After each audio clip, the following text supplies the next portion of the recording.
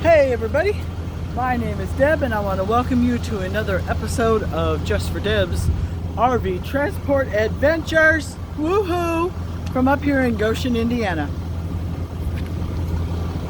I am getting ready to hook to a unit that's heading to Syracuse, New York, but I've already ran into some problems and I'm going to share it with you because I don't think I should have to go through this alone.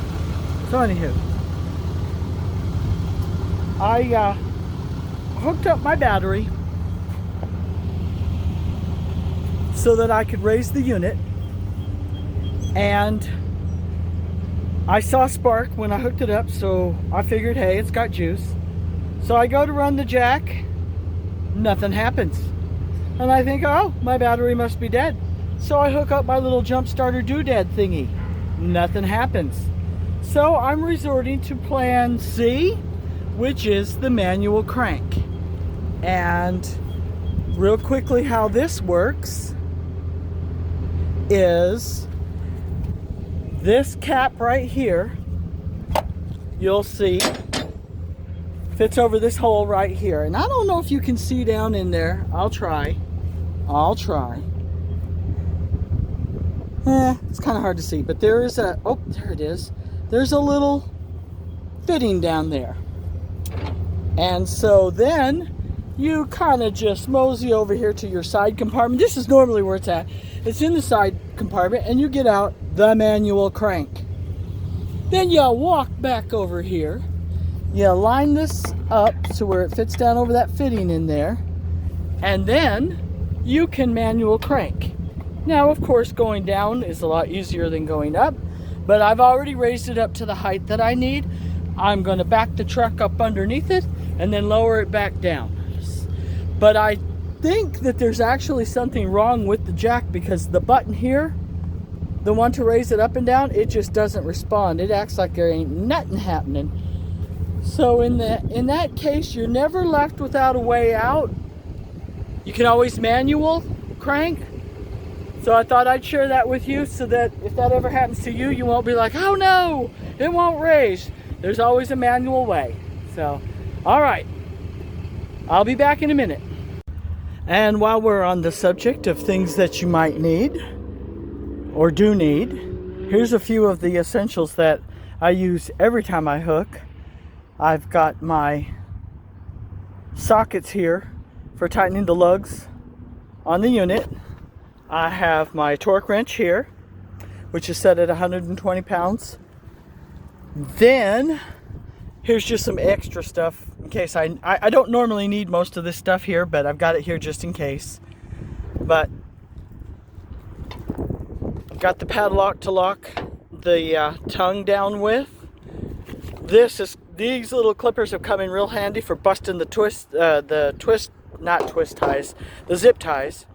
I have a package of zip ties to secure my transport plate, and this little handle I use for the weight distribution hitch. I put it in this handle right here so that I can pull my chain tight.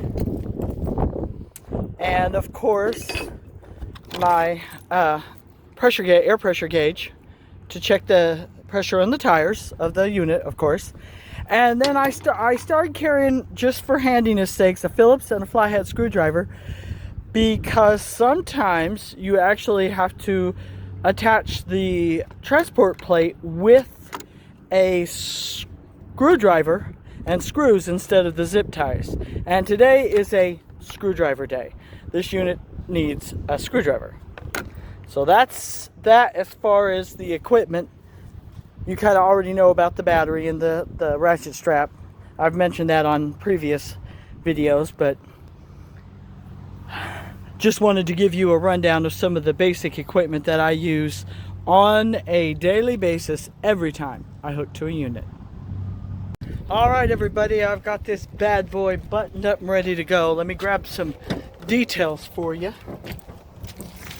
so that we're all a little bit more informed. Oh, you know what? I don't have my paperwork yet because the printer kiosk that drivers normally use to print out their paperwork is down. So I'm going to have to use my own printer. But I think I can get some information off the title. Yeah, never mind. Let's skip that, and I'll wait till after the wait till after I print out my paperwork to give you the details. I think it's a 37-foot unit.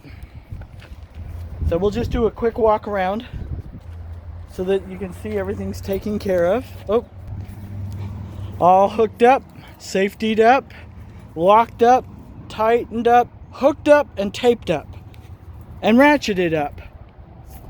So we're all set on that end. I kept out the manual crank for the jack because it normally goes in this compartment right here, but I lock all the compartments with the key before I take off down the road, and I sometimes don't get access to those compartments after I'm at the customer, and I want to make sure I have that handle when I go to unhook. So I've kept it out and I put it in my toolbox. Checked my lugs, air pressure, everything is awesome. The boys at the factory did a good job this time, or girls, you never know. Took the end caps off of my bumper. If you haven't noticed, the wind is blowing and it's actually kind of nice.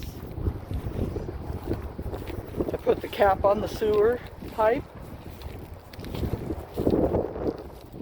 And then I'm going to flip the camera around and take you inside for a quick tour inside. This will look similar to the last one I hauled, but the bedroom's set up a little differently. Check it out, see what I mean.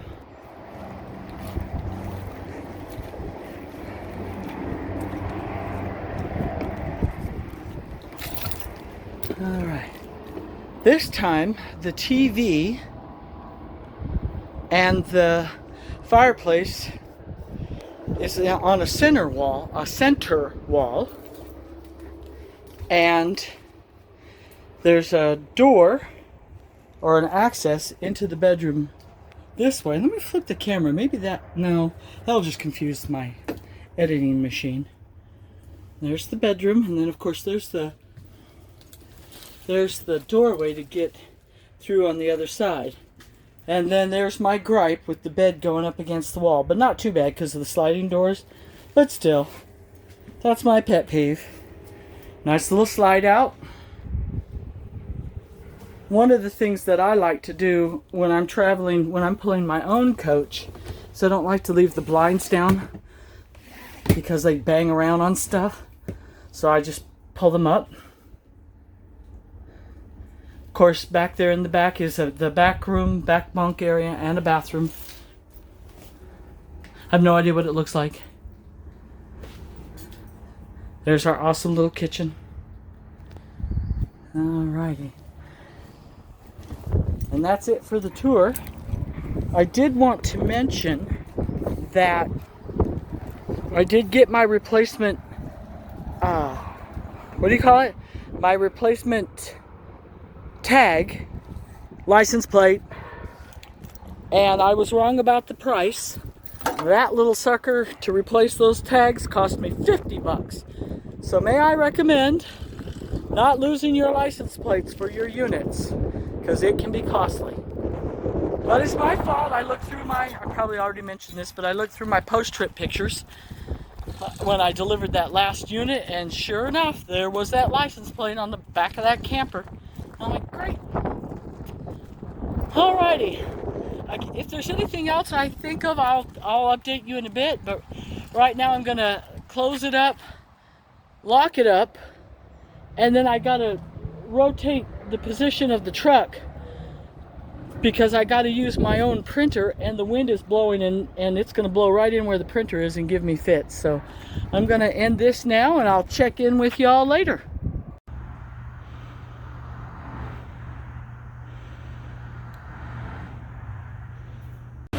Hey everybody, quick update from Corfu, New York, I guess. I stopped to fuel, and I'd stayed the night at a toll plaza, a toll plaza. Wow, words are hard this morning. Okay, anyway, and I didn't have enough hours last night to get to my fuel stop this morning. So, or last night. Maybe I should just start this video all over again. Oh my word. Anywho, I fueled just a few minutes ago and I was doing a safety check and I came up with a problem, and yet again I'm gonna make you guys go through it with me because I don't think I should have to go through this alone. But the wind is crazy, so I don't know how this video is gonna turn out. But when I was doing my safety check, I noticed that I've already pulled it out, but my breakaway cable had come loose. And it was still ran through the tongue and through the lock, but it was loose, and it's supposed to go into this little doodad right here. And I called my mechanic, and he told me what I needed to do to fix it, which I'd already figured, but somehow the box for the breakaway cable kind of got twisted all around. It's supposed to actually be lined up right here. So I need to do a little bit of mechanicking this morning. So there you go. Thank you for letting me share that with you. I'll get back with you as soon as it's done. Alrighty, peoples.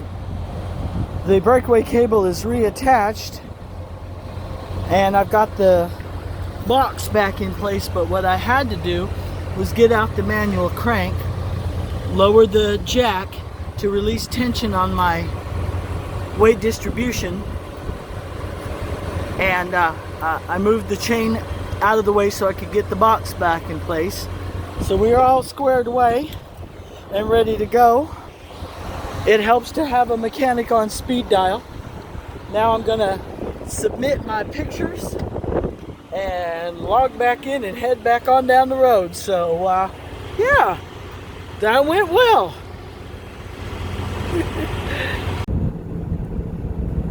Alrighty, people, this is what's happening.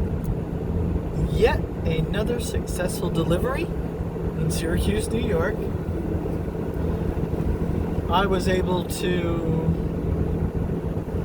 not really reveal any troubles that I had with the camper, with the unit.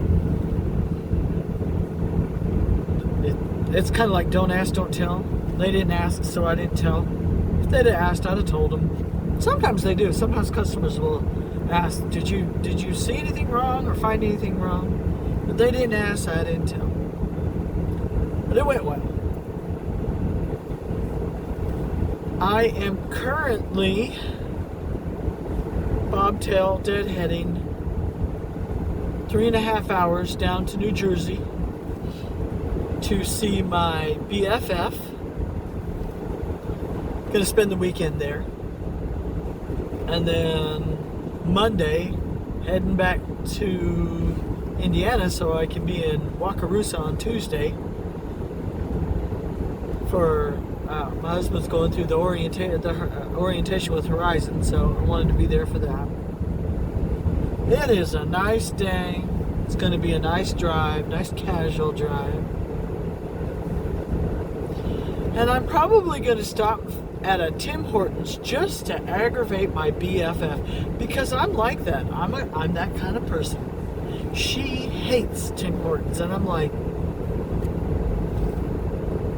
the other day I sent her a picture of my chocolate covered cherries, and she goes, I don't like chocolate covered cherries. And I'm like, why are we friends? I don't know. She's awesome. Alrighty, everybody, I'm gonna go ahead and conclude this video by saying thank you very much for watching. It'd be super awesome if you subscribe, like, share if it's cool, ring the bell. Oh, and as always, I welcome comments. I've had some pretty good comments, so keep them coming. And just remember, guys, it is all about the perspective.